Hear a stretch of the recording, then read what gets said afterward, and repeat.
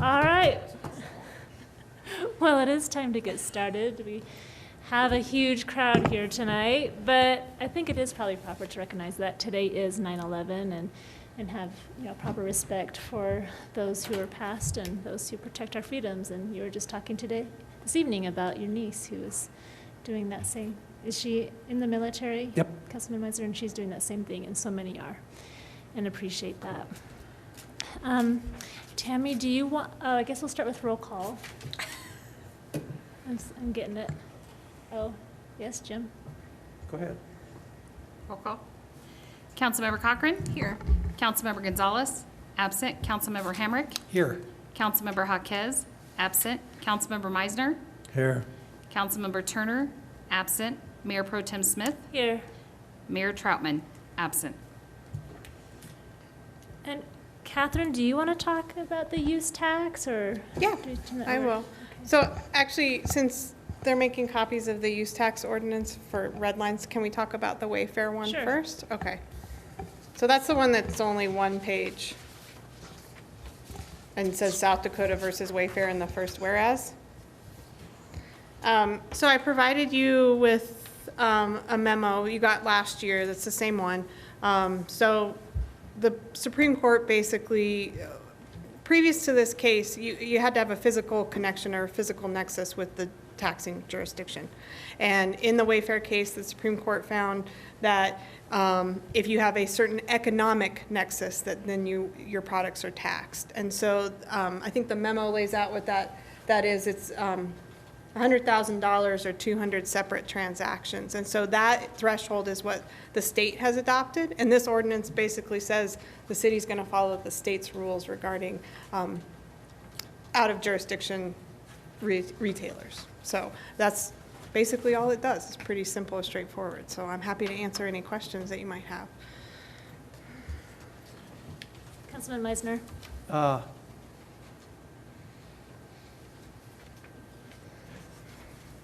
I have an unrelated question that I'll ask later.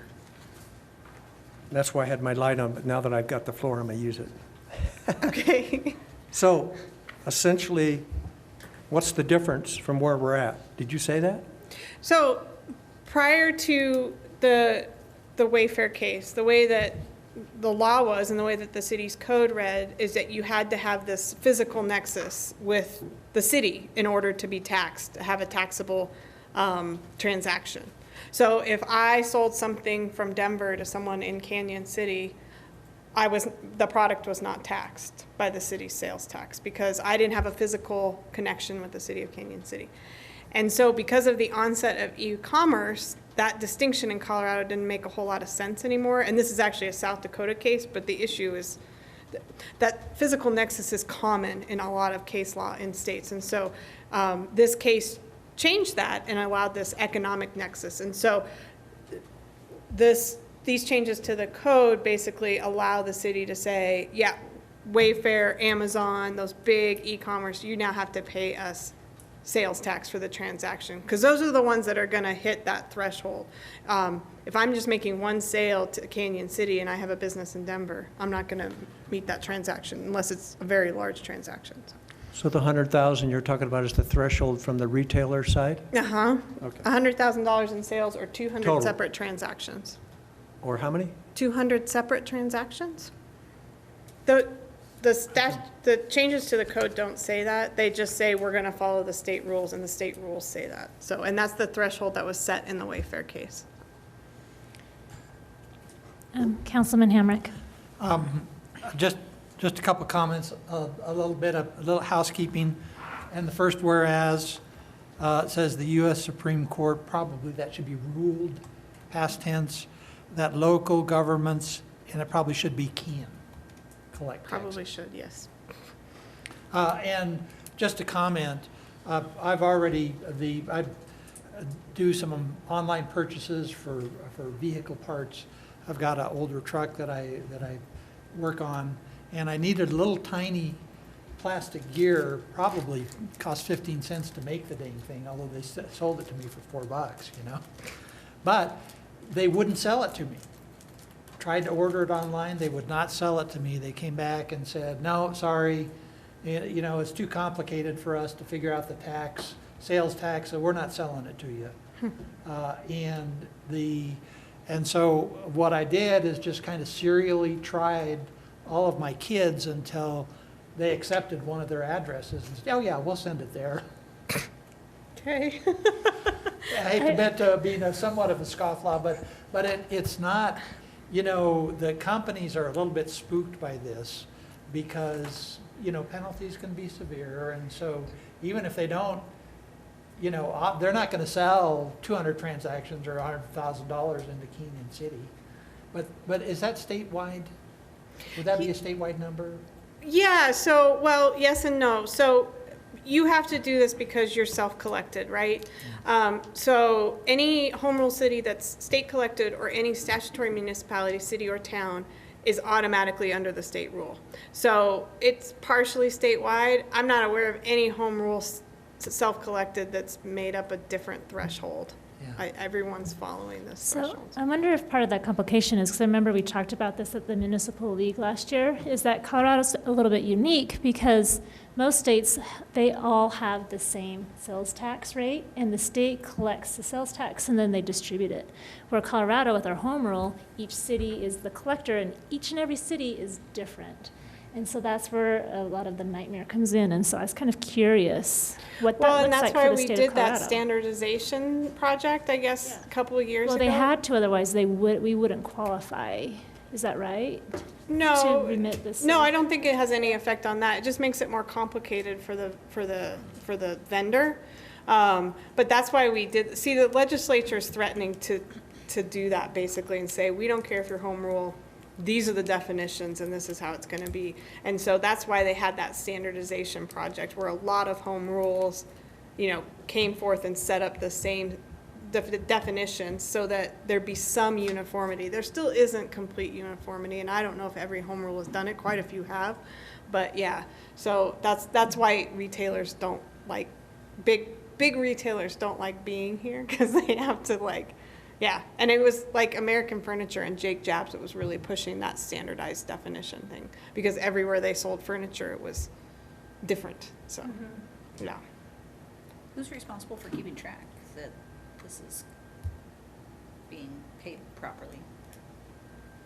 Oh, I'm sorry. Oh, so that goes to you, Tammy. What does that look like for you? So with,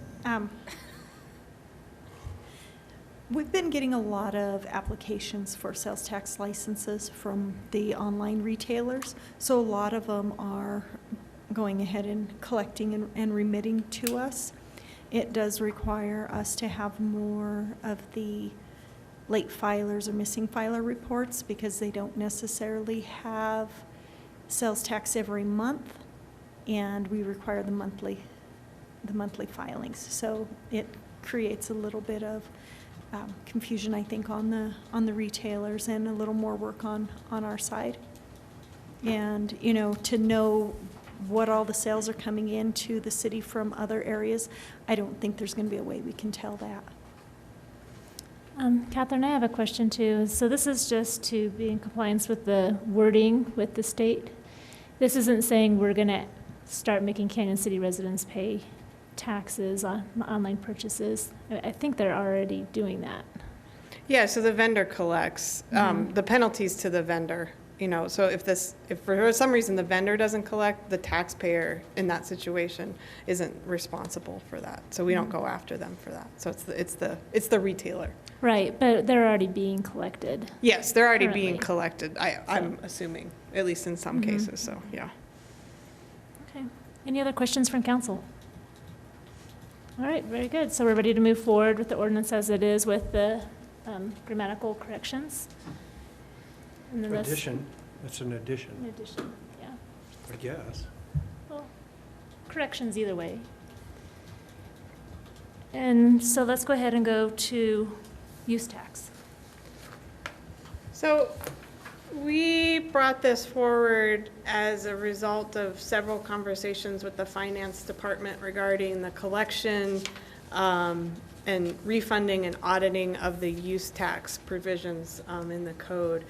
And there have been several issues, not only on the collection side, but also on the refunding side. The city had no refunding process in the code. And so, this is before my time, but at some point, the finance department had kind of developed a process, and I would have preferred that process be blessed by council and be in the code so they could point to it and say, "Yep, this is our process for refunds." And these changes also deal with the right of the city to audit someone for the payment of use tax. So breaking it down, the first issue is on the collection side. And so it really centers around, and this is just construction materials and use tax, I should refine that. This isn't just use tax in general, but how the use tax is calculated. And so before, what the city had was you had this estimated payment based upon the estimated value of the construction project, which wasn't really defined, and the building department was having some issues with it, and so was the finance department. And then you had the actual cost of materials based upon the monthly returns. And so what we did is we kind of surveyed around different communities, and what you see in the red lines that you have in front of you, or the markup, is the most common way that the use tax is calculated. So it's the higher of two values. So the first value is based upon that building valuation data that comes with the building, that's developed by the ICC, which develops your building codes. And so they put that out every 6 months. And then the second one is the estimated value of work for the permit as estimated by the taxpayer, or the, whoever's asking for the permit. And so those seem to work in other communities to be a little bit more straightforward and structured. So that's what we're suggesting on that. And then as to the refund, so it's 60 days, either after the final inspection or after the issuance of the certificate of occupancy, the taxpayer can submit a request for a refund. And one of the issues that finance was having was that they weren't getting any documentation with the request for a refund. It was like, just give me back my money, or give me back a portion of my money. And so this kind of lays out what documents are needed, and the fact that if you don't supply any documentation, that's the grounds for denial. And then the last part is the audit part, and this kind of mirrors the audit for sales tax. The 3 years is the statute of limitations on taxes, and so this basically mirrors that same process and allows the city to conduct an audit on use tax payments, so if that becomes an issue. So the memo talks a little bit more in depth about these things, but I'm happy to answer any questions or talk about any concerns you have. Councilman Meisner? This reference to item 1, A1, Yes. and this book, is that where the book is, they make reference to the book? You mean the building valuation data? Yeah. Yeah. It's not a book, it's actually like a 2-page document they put out. Okay. In the past, there's been issues with that document in terms of the fact that, as I'm understanding it, if I build a pole barn, I'm getting taxed the same, that's 1,200 square feet. Mm-hmm. I'm getting the same evaluation in that book as a Class A hotel or something. Okay, well, And that's been a problem. I'd have to look at it more specifically, because that data breaks it down as to the occupancy, the type of occupancy, and the value of the building based upon its occupancy. That occupancy is dictated by the building code. So I'm not saying that what you're saying is wrong, but I guess I would have some trouble with the fact that a hotel is in the same occupancy as a pole barn. And so that's, I think. What was the most recent problem we had with the storage unit relative to the tax issue? Wow. It was around this evaluation of the building and the square footage of the building, and the book doesn't take into consideration that different buildings have different purposes, as I understood it.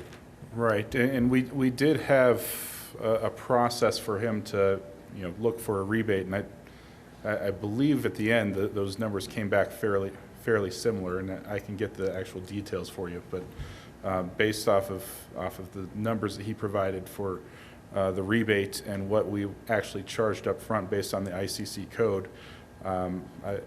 If memory serves correctly, those numbers weren't too far off, but I'd have to go back and double check that. We could definitely like There was dig a deeper problem. into that. There's a problem with building, like storage units, pole barns, those open structure buildings that have square footage, but have a different purpose. We've ran into that a couple of times where, I've got to pay $1,200 in tax, and there's no way that I'm going to use that in my materials, and everybody agrees to it, but nobody is interested in changing it. And I thought we did a change I thought we recognized that error in the process for the For the storage units. storage units and made an adjustment. We had an agreement with that particular developer, but I believe that agreement was more around, his ability to, do an audit or a rebate and provide documentation. But we can go back and provide an analysis of what that agreement was and how it performed ICC versus his actual costs. Which is but based on these cost estimates, is based on material costs. How does the type Because- of occupancy have anything to do with how much because obviously a pole barn would cost considerably less money Right. in materials than But they hotels. use the value of that building based upon this valuation data. Right, it's the square foot value based Right. upon the type of occupancy. I mean, you come in at 1,500 square feet, they open the book, they look at 1,500 square feet, and you pay $984. And that's it. You don't want to pay the $984, then take your barn somewhere else. And I believe what Catherine's saying is there are different, it might be 900 square feet or whatever the square footage is, but there are different values based on the occupancy class. Well, there's a problem there somewhere. So I think we need to have some more of that information before we're ready to take this to Monday night. Is that what we're thinking? And John, and Councilman Hamrick had something he wanted to say as well. Yeah, yes, I would agree with that, and it could be contemporaneous with when this comes before us again, as long as we have the information so that we, make a wise choice here for our citizens, essentially. So, as I understand it, this is for people who are subject to a building permit? No, well, yes and no. So if you have a building permit, yes, more than likely you are subject to use tax because you have construction materials of some sort. But you can be subject to the use tax without the building permit because the use tax is on construction materials regardless of whether it requires a building permit. That's the way the code reads. So if you're just doing a small project at home that you don't have a permit for, you can still be. So if I go down to Home Depot and buy a couple of sheets of plywood or something, how do I know that I have to pay a tax on that? Because you already pay tax. Well, you pay Well, the I sales city- tax. I pay the sales tax. Mhm. And you're not double taxed, right? So Right. you're not taxed on both. So you pay the sales tax in that circumstance. And we would not pay this, So, go ahead, Ryan. Sorry. I was going to say, so this would be cases where you hire a contractor and they buy the materials. Or you can write the materials, but what you do is you go and you say, like, I have a building permit, and you show them, and you don't pay the sales tax at the Home Depot, then that's what occurs. Right, but Yeah. I think the question was if you go and buy at the store, you're not going to get double taxed. Correct. Right. So contractors typically have, They know. yeah. Yeah. so when would a person be subject to this tax that did not have a building permit? It's not clear to me yet. Okay, well, you're always subject to it, but you're only subject to one or the other. So if you pay the sales tax, you don't have to pay the use tax. Right. The use tax, when it was originally started 10 years ago Oh, I in the don't city, know. was intended to cover the problem with contractors buying materials that are tax exempt at that point in time, and then they're reselling the home and the city never gets the sales tax off of those products. So you either paid the use tax or the sales tax, and the city at that time elected to go with a prepayment to say, we're going to make for sure that we get it. Then when you're all done, you compare them, and if we owe you money, we're going to give you money back. Thank you. Thank you for that. And I've got a couple of edits. Yes. So it says, except as otherwise provided, every person who shall, and then it makes a big list. And on that first sentence there where it says who shall build, construct, reconstruct, modify, or improve. I think it should be improve, not improvement. And Okay. there's a second improvement followed by a 2, and that needs to be an improve underneath that. Who shall improve. See that? I'll give you my copy. Okay. Any other comments from City Council? Councilman Meisner? Just keep in mind that unless the process has changed, if you go down to get a building permit, and then once your plans are submitted, those plans have a cost associated with them, and that's always been a contentious point in terms of your interpretation of the value versus the city's. And then you pay that tax amount based upon that formula. You paid up front, and then you deal with it later. And that's the process that the building department uses unless it's been changed. No, I think you're right. Yeah, that's the process.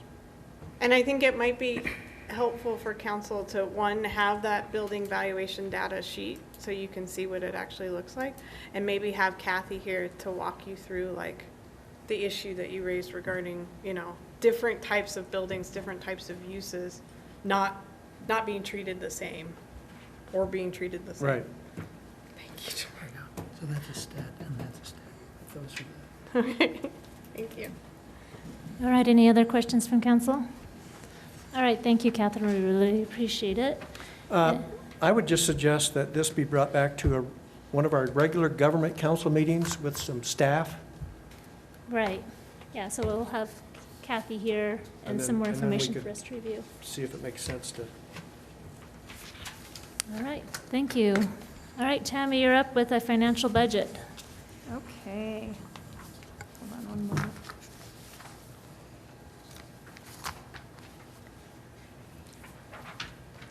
So we are working on preparing the 2020 budget. I think we need you to speak a little closer into the mic. Thanks. Okay, is that better? Yeah. Good. Thank you. So we are working on preparing the 2020 budget to present to council. And we've come across a few items that we'd like some guidance on from council. One of them is in the self-insurance fund. For the last couple of years, we have not had an increase in our insurance rates, which then makes us use our reserves. And I think it's been the last 3 years, we've used about $100,000 out of our reserves every year. After speaking with our broker, he recommended that we try that, in order to make sure that our fund is sustainable, that we keep approximately $900,000 in the reserves. And so with that, we're looking at having an increase to the employees, well, for the entire cost of approximately 8.5%. That does allow us to keep our reserves where we need to, and it does have some impact on, we would still have a slight, if I remember correctly, we would still have a slight deficit spending in it, but we would not bring the reserves down as far as we have been. In 2018, I think we had spent $118,000 out of the reserves, and then in prior years, like I said, we had been spending additional out of that. We do need to continue to have some type of increase in our rates for the health insurance, at least to keep up with the medical inflation, and we have not been doing that. So, because we haven't had increases in a few years, we're looking at potentially having the 8.5% increase, and we wanted to let council know that, and just kind of bring that to your attention. How many years has it been since there's been an inflation increase? I would say 3. I don't think it's been increased in 3 years. I know for sure 2. Yeah, I know for sure it hasn't been increased in the last 3 years. Okay. Councilman Meisner? Well, that gets to be a concern of mine, as I recognize that it hasn't been increased in 3 years, but at the same point in time, you know, we're hitting employees with an 8% increase. I would rather see some slightly increased risk on our part and an increase that's equivalent to whatever the industry's happen, or whatever's happening in the industry. And if the industry for this year is at 5.5%, that's what we need to stick with. And that 5.5, just like with water and with sewer, we need to stay on top of those. Okay. Because eventually, we know that the money's potentially going to be needed. So in the future, I would suggest that we continue to have annual increases that are comparable to the industry. But I would hate for us to do an 8% for employees when we chose last year not to do it based upon the information that we got from our then management team, which apparently was less than ideal. So do you know what the industry rate of change is for this year? I think it's been running about 4 to 5%. So Right. I it mean, is that's where run- I'm it's- at, is- Yeah, it's running more than typically what CPI would run. It's running higher. The Yeah. point is if that stays relatively stable and we do industry standards, we're going to eventually, hopefully, keep up. And if we have to bump up a percent or something, but I wouldn't support an 8% increase because we failed to do it last year. Okay. Not with employees. Councilman Hamrick? I just want to clarify, the 8% is of the employee portion of the healthcare cost, is that right? It is the total cost, so it would be split if council approved. Basically, our entire rate would go up the 8.5%, and then that would be split. It's, I think, a 85-15 split. 85% is the city, 15% is the employee. So they do each receive both sides do go up. And so I'm just to make sure I'm understanding here correctly. So there's a health insurance cost. The city pays 85% of it right now. The employee pays 15%. What we're talking about is an 8.5% increase to the health insurance costs, of which the employees would see a 8.5% increase on their 15%. On their portion On their of the portion. premium, yes. Just the Yes. premium, yeah, so it's The the total premium premium increase. goes up. And so each side receives a portion of the increase. Their increase, if that's the case, their increase is only going to be 2.1%. Is that No, not correct? No. So the If the entire. total amount's going up 8, you can't hit both with 8, can you? So let's say that it went up to, if it went up to $1,000 and the city was paying $850 and the employee's paying $150, and if prior to that, it was, would it be 920? Would that be, I can't do math off the top of my head tonight. But basically, it would still be split. The total cost would still be split. It is not budgeted where the full 8.5 goes to the employee. It is split. Right. It's just on their portion what they pay. 8.5% would be on their portion. Essentially, yes, because you're Okay. still splitting the total premium. And on a monthly Okay, basis, yeah. about how much is that? What is the insurance cost on a monthly basis? About. The employee Depending on pays the about plan. for a family, it's about is it 300 $300 per month or Per- so. Yeah, per per month. month? So in other words, 8.5% is $27 or something like Correct. that per month. Correct. And that $27 would be split by the city? No, That's That's their employees. portion. That was just their portion.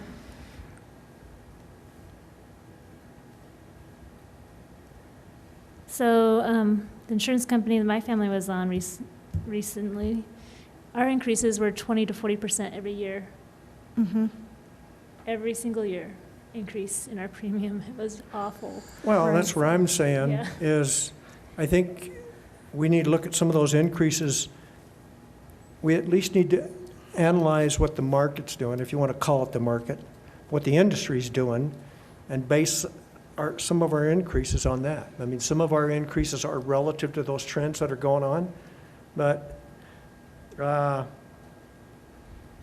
think we just need to be careful with not doing any increases because our fund is currently stable, because 4 years ago, or 3.5 years ago, our fund was not real stable. We were concerned about the claims, and we know that that's going to cycle. Right. And that is one of the things that happened last year is we had higher than anticipated claims as well. And so that did bring down those reserves. But yes, we will look at, I'll run the figures to see what it does with just doing the medical inflation. We are looking at some possible changes that will not have an impact. Some of them will not have a direct impact to the employees, but we will see some savings in the plan. You know, such as basically the Smart scripts. the smart script, that's what it's called. So the pharmacy would call the doctor and say, hey, do you realize that this is available in a generic? Can we fill it with a generic, yes or no? And if they say yes, they'll fill it generic. If not, they'll fill it name brand. And so that can have some direct cost savings to our plan. Councilman Meisner?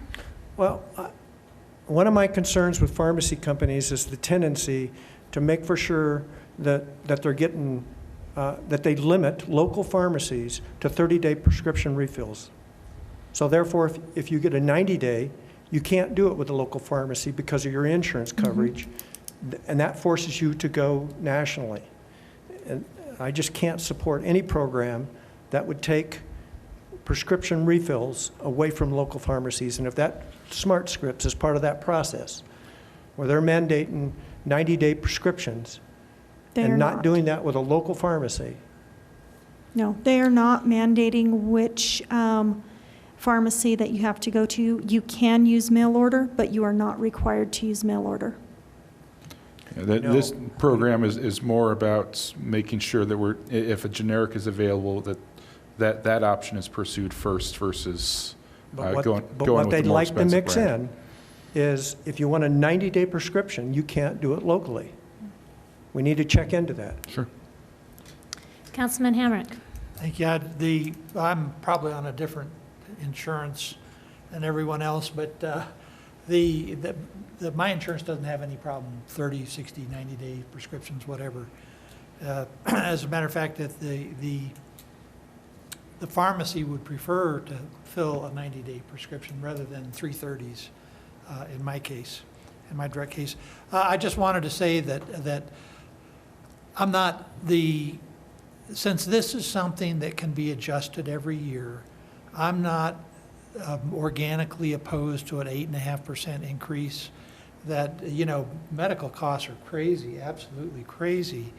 And if our costs are on the order of 8.5%, that's a really good deal, compared to what my wife and I see anyway. But so I would not necessarily be opposed to something, an 8.5% increase in the employee's share. Councilperson Cochran, what are your feelings? I mean, I could go either way. If we, are struggling to meet the reserves and we need an 8.5% increase, then we need an 8.5% increase. It's unfortunate that, like Jim said, we were given information last year that said, we don't need to raise costs, because ideally you'd like to do that a little bit over a period of time rather than hitting people with one large increase. But I mean, if it's something that we have to do, it's something that we have to do. And I don't know if this is an option either, since it was 3 years since we did an increase, if we could look at a 3-year plan of what we would need to do over 3 years, if we can make it a little bit more amenable. We hate to Yeah, and I think what we're looking at is, similar to what Councilmember Meisner suggested. I think what we're looking at is a one-year bump that might be a little bit higher, and then something that's smaller cost of living on an annualized basis to keep pace. I just thought if that 1-year bump could be a little bit smaller, and then year 2 and 3 Sure. slightly more, that might make it a little bit less harsh. I would still like to see a comparison of what the current industry is. Okay. What the current industry increase is. I mean, if it's at 6.5, it may be at 9%. We say, okay, everybody else is at 9%, we're at 8. We can ask our broker for Right. some. I mean, they've got that. It's, Yep. if worst case, Google it. Okay. So We'll find a good source. will you provide us a report on what you find? We will. Yep. Okay. Are we comfortable with that, council? Yeah. Okay. Tammy, what else do you have for us? So the other issues that we are running into with the budget is salaries. In particular, we had the police department approach us and ask for increases to their officers, and the first year would cost approximately $198,000. We're also looking at budgeting not having the franchise fee. So if that's a $500,000 decrease in revenue, and we're looking at just increases for the police department at $198,000, it's kind of putting us in a position where if we go ahead and increase those salaries and not continue to look at the city as a whole to see where we stand, it's going to skew, it could possibly skew things. We don't necessarily have a defined career path in our current salary structure. We have like a patrol officer 1, or police officer 1 and police officer 2. In order to, what the chief has suggested is that we have one range for all of our officers, and as they get various certifications, move them along in the range. By doing that, if people do not get those certifications, they're always stuck at the beginning of the range, and when we do another market study, then they're further behind. So we really need to, in my opinion, I don't think we need to just hit one department right now. We actually need to do a formal salary study to see where all of our positions fall, get the correct classifications for our positions, redefine job descriptions. For instance, in the finance department, we have one job title, senior accounting technician, which covers our utility billing people. It covers our sales tax person. It covers our payroll person. They all have the same identical job description, even though they do very different functions. And so they're all classified the same. And if we actually did a true study, we could, possibly have them in, they may end up being in the same range, or they may be in different ranges. And that's, one, I know that from my area. And then with the police officers, the same thing is if we could develop it where you had the police officer 1 through, I think it was 6 or 7. 5 or 6, yeah. And so then they could progress up. We have that with our plant operators. They get different licensing, and they can move up. They can go from a trainee to a D license, a C license, a B license, and an A license, and they work through the salary ranges. So they get reclassified based on certifications. And then it actually shows that there's some career growth that they can have here, and, gives people an incentive to try to improve themselves as well. So salaries are going to be a huge thing with the 2020 budget. Right, and just to share information with council, I did have an opportunity to get tours of the street department and maintenance department. And they are really, really proud of their crews. They have skeleton crews, but they work hard and they're proficient and professional. And But one of their concerns is similar to the police department, that they are having a hard time hiring new people because the starting wages are not competitive. And then similar to the police department as well, if they do hire somebody and they're good, they get them trained and then they move on to a different municipality or department or go to the private sector because they make a lot more wages. And the concern is they have a number of their top staff are getting to the point where they're going to be looking ahead to retiring in the next few years. And we need to be able to have more longevity of these younger employees to be staying on and being able to be groomed and prepared and ready to take their places. Otherwise, we could be in a difficult spot. So I just wanted to point that out from that. And that is another position where no matter what the equipment they're trained on, they're essentially all lumped in one. They do have two different classifications.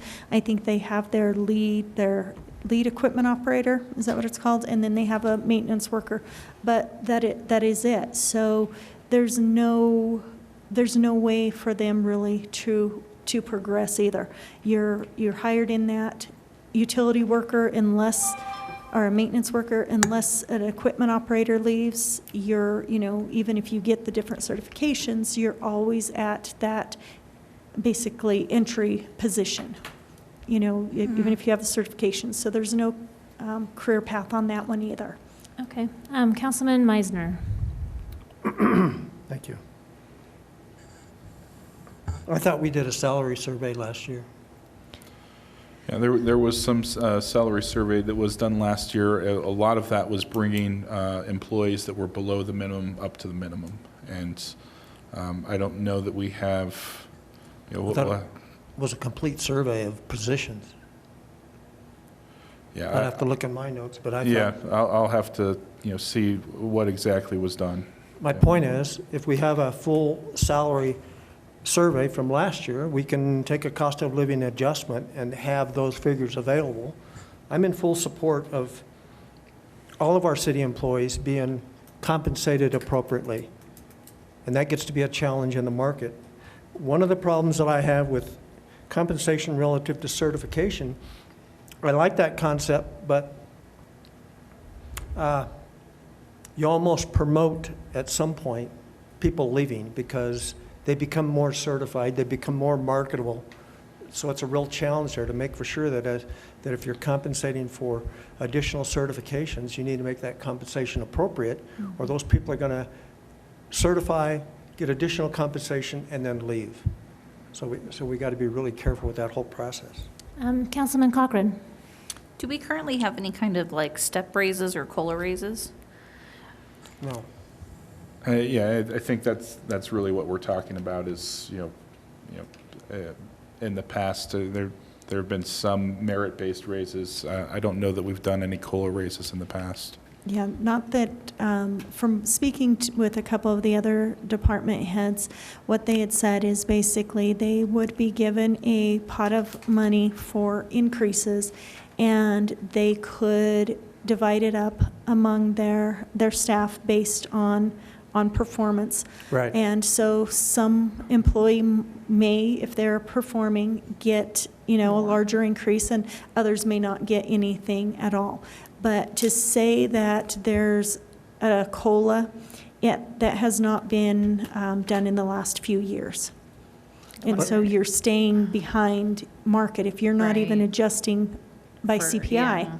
I thought we did a substantial adjustment in substantial number of positions last year, There was an which adjustment. essentially was to offset the lack of COLA adjustments because you brought those people up to the market value. Right, there was that adjustment last year, but, Right. with the changes in the Colorado minimum wage law, we're going to be bumping up against this again and again because after 2020, minimum wage is going to increase by CPI.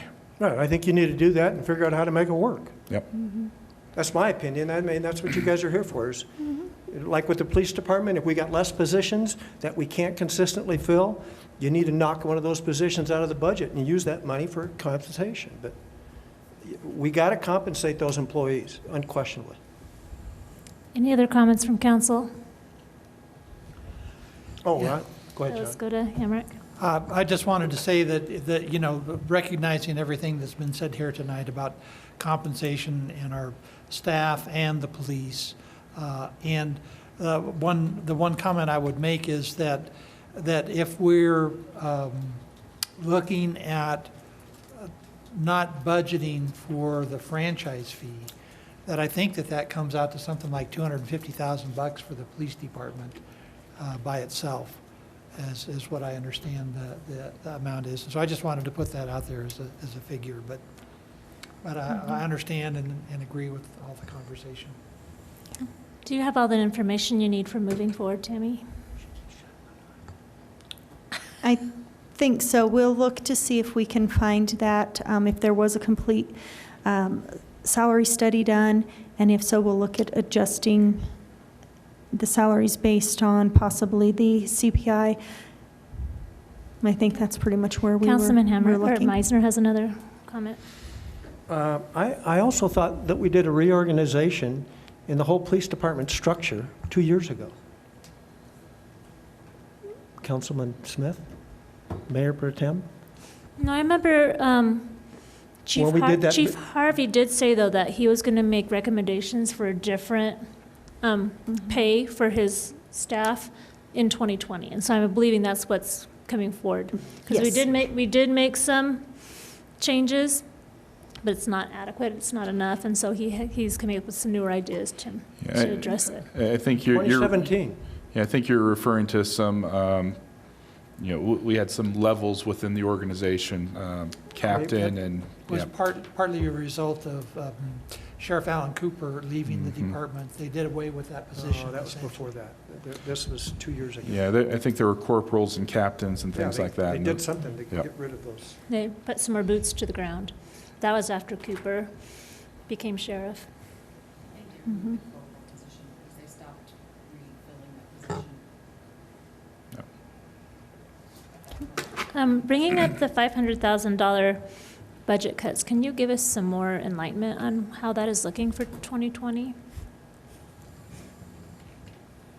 So right now, like I said, right now we have, we're looking at budgeting without that 500,000 for the franchise tax. We are looking at increasing sales tax.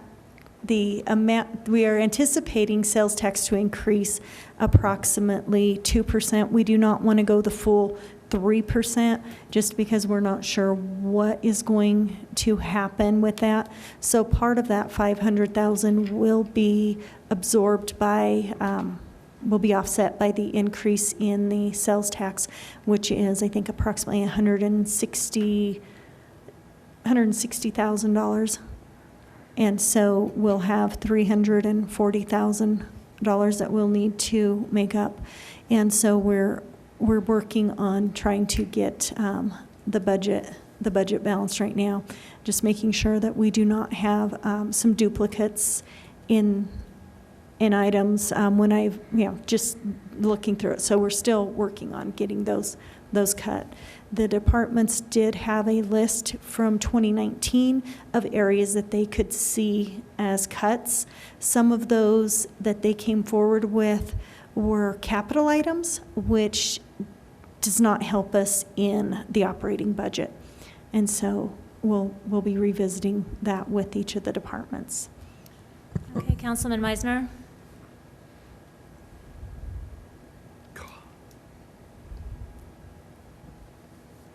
I don't know. It was something about sales tax. Where are we at with, don't laugh. Is the sales tax for this year stabilizing or rebounding or getting back to projections? It has been, and there will be an update in my administrator report in your packets that you have in front of you. We are year-to-date, we're up, what was it, 28,000, 22,000 overall for the year compared to budget. Yeah. And we're factoring in the potential predictions of some sort of economic turndown towards the beginning of the year. For Right. 2020 For budget, yeah. 2020, Right. yes. So we are taking into account not only the 340,000 or whatever cuts for operating, but also a So- possible economic. Yeah, so instead of a 3% increase in sales tax for next year, we're hedging a little bit with a 2% increase. Okay, Mhm. all right, Yeah, so we're already going to be budgeting less, all right. a smaller increase in the sales tax revenue increase. Okay. Do you have any other issues or concerns from the finance department? Do you have anything else with the budget? New positions? Did you want to talk about some Oh, of those? yes, we do have new positions that departments have requested, and we will be looking at vetting those to see which ones make a good business sense. The Parks Department has requested that they bring 2 positions back from the Forestry Division instead of contracting that work out. They spend approximately $200,000 a year having a contractor come in that comes in from Springs. And so if we hired those positions back in-house, we could actually have them around year-round. We also still have the equipment, so we would not have to buy additional equipment to have that. We were also have a grant writer that was requested, and so that position could help all departments. And then we have the Utilities Department was requesting a position as well. So I do have a question, and Ryan, I have spoken to you about this, and I will share this with council as well. In my tours of the maintenance department, is that okay if I talk about that in the stormwater? They did, the director, Jim Johnson, was telling me how when they were doing reconstruction of the streets at 12th and Main, they had done a demo on a truck that would clean out the stormwater pipes under the street. And he discovered that those stormwater pipes were all over 90% clogged. Not just dirt and leaves, but shoes, 2x4s, all kinds of clothes, whatever, materials, completely clogged. And he felt, and I talked to Ryan, that maybe we should do some tests around town and see how clogged our other stormwater pipes are, and perhaps there could be a justification for purchasing this truck that can do that. But if we did, it could potentially alleviate some really huge stormwater problems for a lot less money than the other projects that we're talking about. And I would be curious to exploring that. The truck's about $500,000, but he also said if the case is that all of these pipes are clogged, and part 2 is if we do replace the pipes, which we are planning on doing in North 9th Street and 15th and the other areas, that if they get similarly clogged, if we don't have regular maintenance done on them, they are going to also become useless. And so I would like to explore that, and it would probably, at least at the beginning, and I don't know about long-term, require also 2 full-time employees an entire year to work on that project. And so that's something I would be interested in exploring and seeing if there would be some cost justification for that. So that's a vac truck or vacuum truck that you're just talking about, and it is about a $500,000 expense. We do currently have a vac truck that we acquired from Fremont Sanitation a few years back, but it is not performing the way that we would like, and quite frankly, there's a lot of maintenance on it, and we're evaluating whether or not there's a cost-benefit analysis of actually continuing to put that truck out there. Right, yeah, it is pretty old, and he also mentioned, because it has like a tube that sucks only a certain part, so you usually go to one side of the block and you do half, and you go back to the other side of the block and do the other half, but its reach isn't far enough to actually unblock the clog in the middle of the block. Which is a concern. And Jim Johnson is looking to set up an additional demo of from another vendor. Be happy to let council know when that demo is happening if you'd like to see how it operates. Okay, yeah, that would be cool. Councilman Hamrick. Sure, if it involves gears and hot oil, count me in, Okay. So just a general question on the stormwater. Don't we already have a drain inspection truck that looks at that has the ability to run a video camera down the drains to see I thought I just saw that in front of the high school today. You know, I believe we've used Fremont Sanitation has a camera truck or camera Okay, yeah, equipment. yes, right, They it do is. cooperation together with Right. that. Yeah, they're the Yes. only ones to have a camera truck. Yep. So, but they don't, so my question is, whatever the arrangement is, we're not currently doing, we don't have every drain line on an inspection schedule? Not to my knowledge. So, yeah, I was under the impression this is very similar to our forefathers in the streets. There was no plan for maintenance or There used to be. replacement. They used to do regular stormwater cleaning. Yeah, and without the. Not all without of the them, but I know that some of them were cleaned. Right. Without having this type of equipment, I don't know that we can do it adequately. As Mayor Pro Tem Smith mentioned, the current truck that we have, not only is it breaking down on a regular basis, but the reach of that truck is not long enough to reach all of the streets that we need to reach. Which is kind of, yeah. Councilman Meisner, you had a comment? Just keep in mind that relative to your stormwater budget, there is none. Based upon the decisions that council made a couple of months ago, you have no money to buy a stormwater truck. Well, you're going to get creative, right? I'm just telling you, the decisions that you made, Right. there is no stormwater money available. Well, that's why we're going to see if there's any justification for this. If there's an actual need, we might have to reevaluate and see. And there are some, Where would you get the money? that's what we're going to have a conversation about. We will have a meeting in October that we will be discussing water and stormwater rates. I feel like we just did that. I know, those are painful. Any other comments or suggestions from council? I do have one more that, in a number of meetings that I've been having in the community, it has been brought up a number of times about the $1 fee that we extract for our businesses that have to report their sales tax and remit it online. And there are a number of businesses that are very upset about that and feel like it's very unbusiness friendly. Now, I know some of them do come in and pay at City Hall. Is that more, so let me back up a little bit.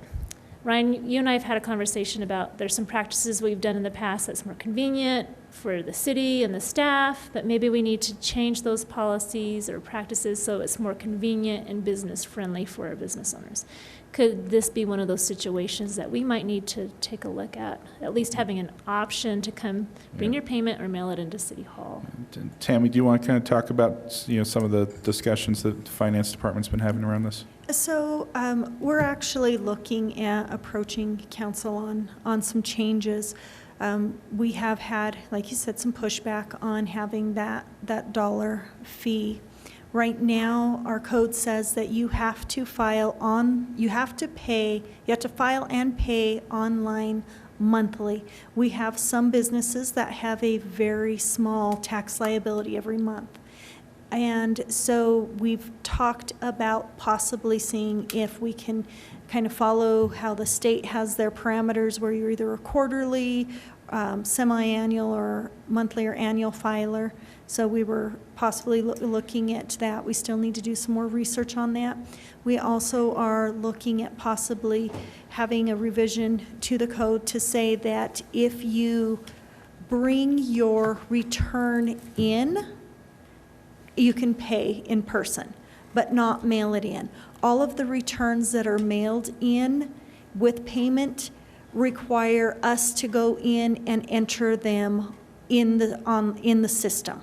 And so it just, with one person handling our sales tax and issuing 40+ licenses a month, there's a lot of paperwork and a lot of data entry that's going on with that, and it can be overwhelming with them.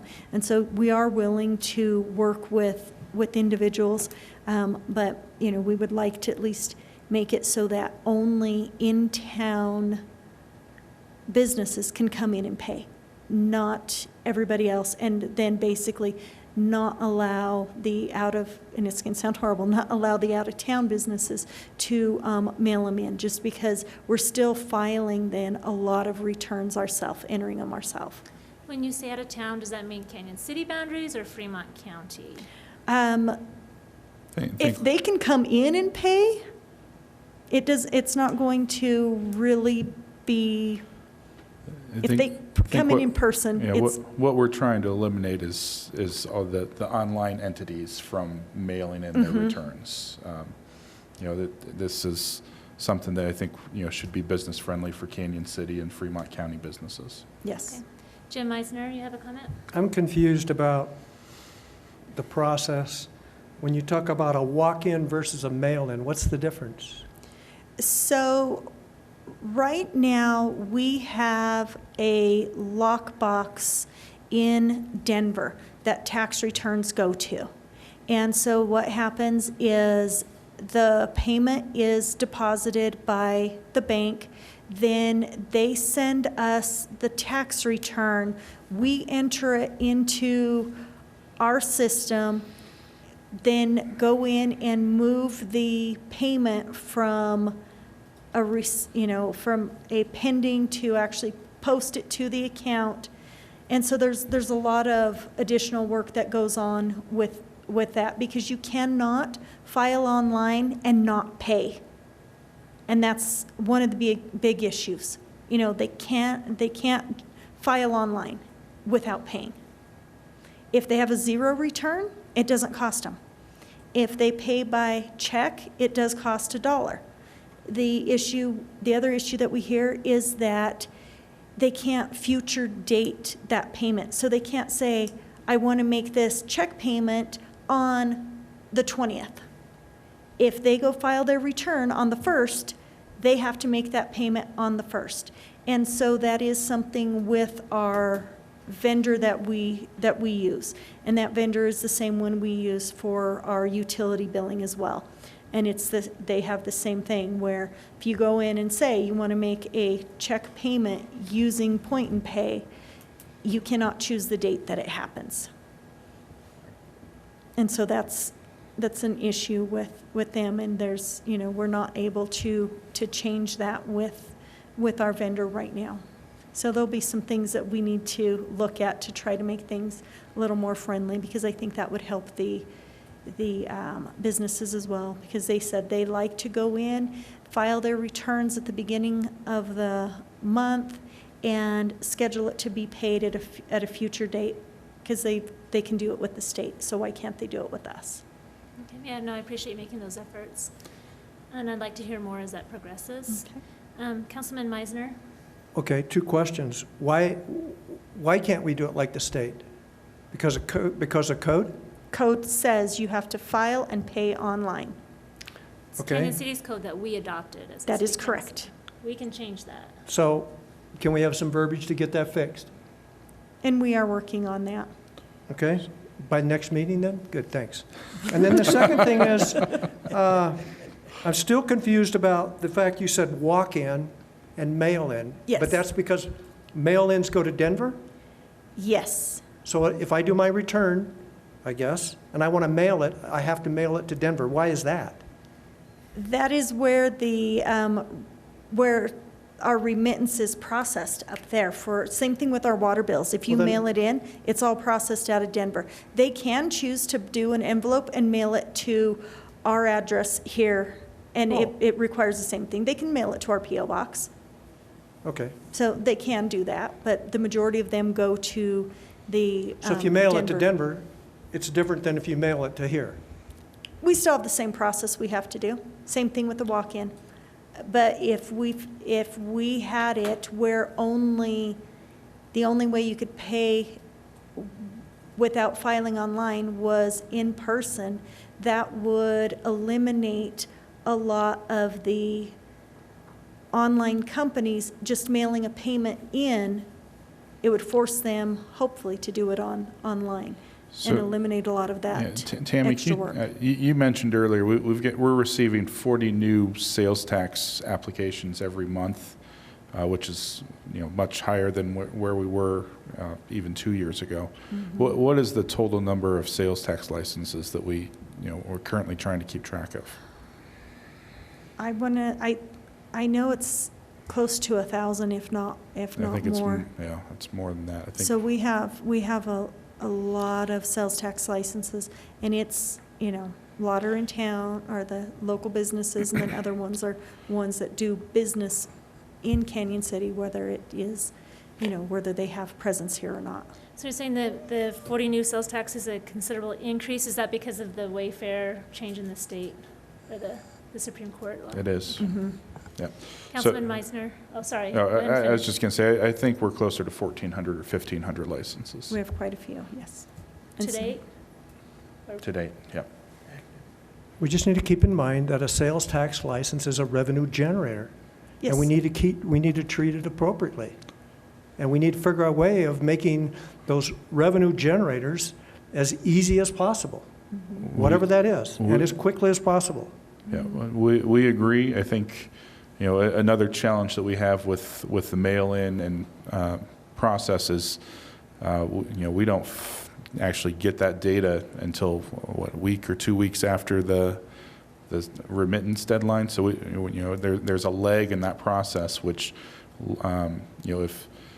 if somebody's not paying their sales tax on time, there's a lag in when we send out notifications and things like that. So we're working through this process to try and find a more streamlined approach to make it, easier both for the businesses, but also for staff as well, to make sure that we have the right notification systems in place to, let us know if there might be an issue with a specific account.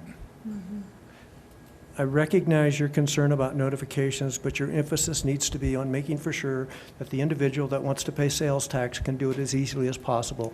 And then we worry about the notifications for the other people later. But the people that are willing to give us money, we need to figure out a way of getting it done as quickly as possible. Just like going to the store. Yep. You're And that ready to is pay, why- you need to take care of that customer. And that's why we have We made don't those disagree. exceptions to accept payments, to allow certain, some of the businesses do still file on paper and mail it in or come into the office. So we do have those exceptions, and we are working with various businesses. Okay, and will there be notification when we make these policy changes to those businesses so they know? Yeah, part of it's code, so, you'll get notification because we're going to have to bring it forward. I think part of it is also looking at, potentially new vendors that might help us streamline the process. And I probably have to bring that before council as well. Okay. All right, anything else from council? Anything, Councilman Meisner? Well, I just want to clarify that we had some items on the agenda tonight that were finance-related, and the reason that those are on the agenda is only because we're dealing with finance tonight, that those items were not regular agenda items. Because I'm understanding the purpose of the general government 2 meetings is interaction with department directors and not other general government business. Well, I think we said we needed to have those hand in hand. So, yeah, oftentimes. I think, part of the creation of the additional meeting is because we can't get everything in on all of the other meetings that we have. So what we have done is we're bringing forward some items that need to be brought before council, but, dedicating half the time to a department head update as well. I think if there were actual written minutes from our discussion at the retreat, you'd find that that's not the case in terms of why these meetings were But we had created. a follow-up conversation about that. I know though. that, and we keep having follow-ups. Thank Do you want to have a thumbs up from council? I personally am okay doing a hybrid of both, especially Well, I think because we the need to things have a that full were. council to have that was- discussion. Okay, well, that's fine with that, but it makes sense that some of those items that were brought to us were related to finance. That was an important part of our conversation. So we'll add that to our next agenda on a general government meeting to talk about that. Okay? And there's more here. Otherwise, Tammy, do you have any other updates you would like to offer us? So we had a senior purchasing technician that was going to start with us on the 16th. that person has withdrawn their acceptance, so we will be promoting one of our staff internally. She had applied, and we are offering that position to her. So our sales tax position will be coming up for, you will see that posted. So that's, so there are some changes within our staffing. So just so you kind of know, so, Okay. yeah, but I think Right. it would be good. Well, good. It was nice to have this conversation, especially because you're one of our newer employees, and it was nice to have the opportunity to interact with you on this level. All right, with that, we are adjourned. Thank you. Thank you.